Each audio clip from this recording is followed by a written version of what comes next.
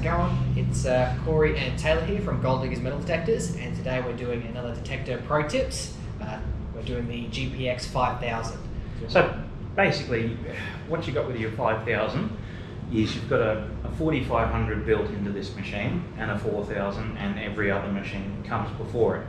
But your biggest difference between the GPX 4500 and 5000 is in what we call the timings. So that's the pulse rate of the detector. Your GPX 4500 has got 5 different timings in it, which is like having 5 different gold machines. Your 5000 here has got 8 different timings, so there's an extra 3 in there. Otherwise, all the settings are common between the two machines. They're just chopped up into a few more sections in the 5000. So for instance, the RX gain setting on the 45 goes from 1 to 15, whereas on the 5000 it goes from 1 to 20. So it just enables us a little bit more fine tuning. But otherwise all of the settings are the same on each detector and do very much the same thing. Apart from that exact same design, so if you've used the 45 you can use the 5000. Yeah, exactly. So and with the flick of a switch on the front, you are using a 4500. So don't ever think that if you can't use a 5000 if you're used to using a 4500. They're very much the same detector. And like the 45, there's a bunch of coil options you can use with this one. Yeah, that's right. We'll get into that in a minute. So yeah, basically, setup is much the same as your 4500. So the way I like to teach everyone to start with is to do a factory reset. And why would you do a factory reset when you get started? Well, just in case you've been sitting at home playing with your machine maybe, doing a factory reset just makes sure all the internal settings are back where Milan have them set for us.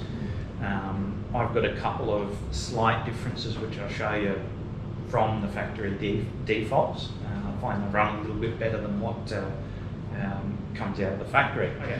So now we've done a factory restart, where my personal preference setting is a bit different to the factory defaults is the switches on the front. What I generally like to teach everyone is to set the switches to the positions general, special, mono and fixed.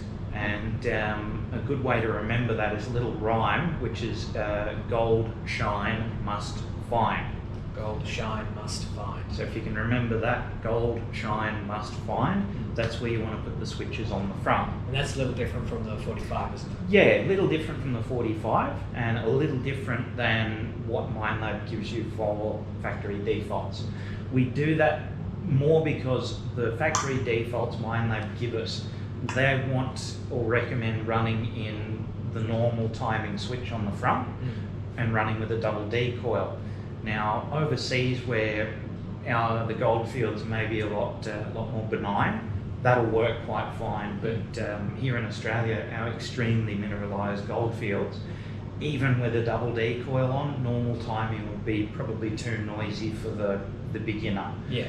So what we recommend is putting your timing switch to special, which enables the factory preset timing in the menu called Fine Gold. Now, Fine Gold is a bit of a misnomer. A lot of people think Fine Gold is only capable of finding the tiny pieces. Fine Gold, it's really good at finding small pieces, but still retains heaps of depth on larger targets, and it ground balances really well with a monocoil in extremely mineralised ground. So in most cases, starting off in Fine Gold with your monocoil and everything else factory default is going to be the best way to approach a new area with your 5000. So if you're just getting started, those are the best sort of settings and coil to run with. Yeah, exactly. So most 5000s come with an 11-inch monocoil, which is a great coil to learn your machine with. And once you're a bit more confident, maybe you can invest in one of the Nugget Finder or Coil Tech Elite and Evolution series coils. And like we say with all machines here, once you're just getting to know your machine, you start with one coil, you learn your machine with that one coil, and then you move on to the Yeah, exactly. Don't jump into it. Keep it simple to start with. Cool, so basically what we've got to do first is switch your detector on. Switch it on. Obviously we're not going to have any audio in here at the moment because machines like 5000 will just go absolutely mental with electronic interference. Yeah. So we switch our detector on, and first time you go out with it we want to set the threshold knob, which is on the front. The idea is we want to turn that up till we get a nice stable audio that's not too loud or not too quiet. So turn it up till it just becomes stable. Yeah. And you make sure you don't turn it up too high because you can Yeah. wash out some targets with that. Yeah, exactly right. A very deep target, you probably can't hear it if your threshold is too loud or if your threshold is silent. You'll miss those deep targets. Yeah. So once you've set your threshold, it's a good idea to sort of hold your detector at waist height and do a 360-degree turnaround. And what we're doing is listening for noise coming from one particular direction. So that's with the coil. Yeah, the up as coil well. up facing outwards. And by doing a 360-degree turn, we're just listening, see if there's maybe a phone tower off in the distance, point towards the source of noise, and then we press the auto-tune button here. Now you can do a couple of things when you press the auto-tune button. I generally like to put my detector on the ground and then press the auto-tune button. Okay. But the manual does say just keep it at waist height whilst you push the button. So how long does the auto tune normally take? Takes probably just under a minute, I think, but the machine sort of makes a different audio, and when it's finished it'll beep 4 or 5 times at you. Once that's gone through, it's just a matter of ground balancing the detector, which, same as the 4500, we depress the green tracking button on the handle and pump the coil up and down, and you'll hear after 10 seconds or so the audio will smooth out and you're ready to rock and roll. Alright, so we've covered the basics on that one. So what we'll cover now is some of the more specialised things you can do, varying on goldfield to goldfield, place to place you're using the machine. Yeah. So basically what we've gone through with the factory defaults, they will work pretty well in any given ground except for maybe the pure iron ore country in West Australia or maybe the salt lakes. So most goldfields you'll be able to get going and just focus on running with the defaults, get to know it, get to speak the machine's language.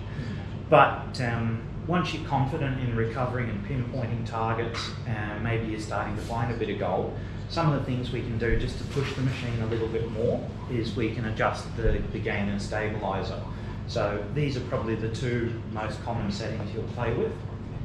And basically the gain or RX gain setting, what we do with that one is a lot of people assume that turn it up, you know, get it maximum, which is probably the worst possible thing you can do. When we turn the gain up, it will amplify anything the detector receives as a target, whether it's ground response, target response, or electronic noise. So the idea is we want to start on the default and turn it up a little bit, just until it starts to become unstable and we have a hard time ground balancing.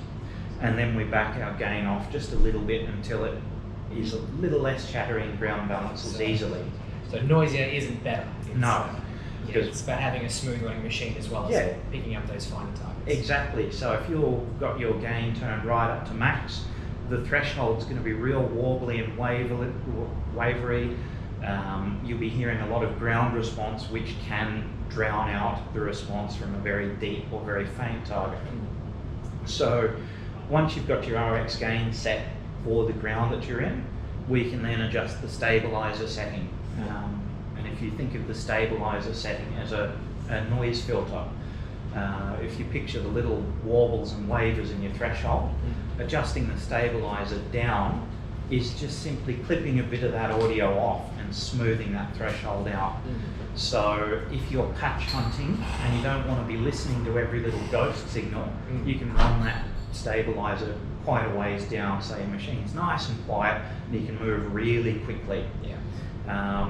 Or you can do that but move the detector very, very slowly and just listen very carefully for faint signals. It's that wobbly signal can sometimes mask smaller targets. Yeah, exactly.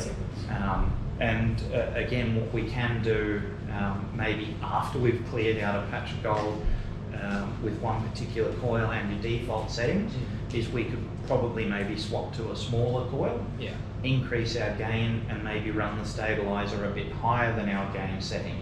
So we will get a slightly noisier machine, but maybe we might just hear a little bit more audio from one-off targets here and there. Yeah. So really good for cleaning up patches, you know, there's who finds it. Exactly. And once you've done that, one of the other great tips is to then bung on a really big coil. So maybe something like your 19-inch nugget finder. Really big coil. Big coil. And then on the front switch, we can set it to the deep setting. Now, a lot of people see the deep setting and assume, put it in deep, that's the best thing to do. Deep is simply a set of factory preset settings in the back here, designed to highlight the audio from larger, deeper targets. So pop your big coil on, put it in deep, and you've got some settings in there that'll work quite alright. So running a large coil like the 19-inch, probably not the best for, you know, when you're finding a new patch or when you're just general detecting. More for when you've found a few targets, or maybe you want to get the most out of your detection. Exactly. Like running with a big coil, generally speaking, the larger coils won't find those tiny pieces, which are what there is most of. So we need to be finding those small bits to lead us to the patches where we'll get our bigger bits from. And plus, you don't want to be walking around with a massive coil at the end of the detector all day. It tires you out pretty quickly. Yeah, exactly. So that's sort of some of the more common things that I like to teach, to just take it a little bit further than factory defaults, but don't be scared to stick with your factory settings until you get real confident with your machine.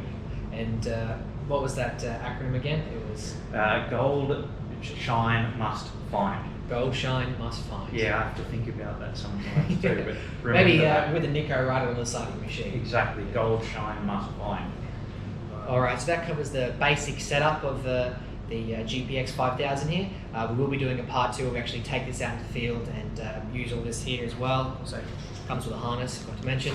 But we're taking this out to the field using the settings that we've seen out in the field, show you the differences, and stay tuned for that one. Anyway, I'm Taylor, this is Cory from Gold Diggers Metal Detectors. The daylight helpline will be somewhere on the screen, hopefully somewhere where you can see it. Give us a call anytime, daylight hours, Aussie time, and someone will be able to help you out with any detector related questions. Apart from that, feel free to contact us on the shop phone or give us an email. And this has been Detector Pro Tips. Thanks for coming on, Cory. Have a good one. See you guys.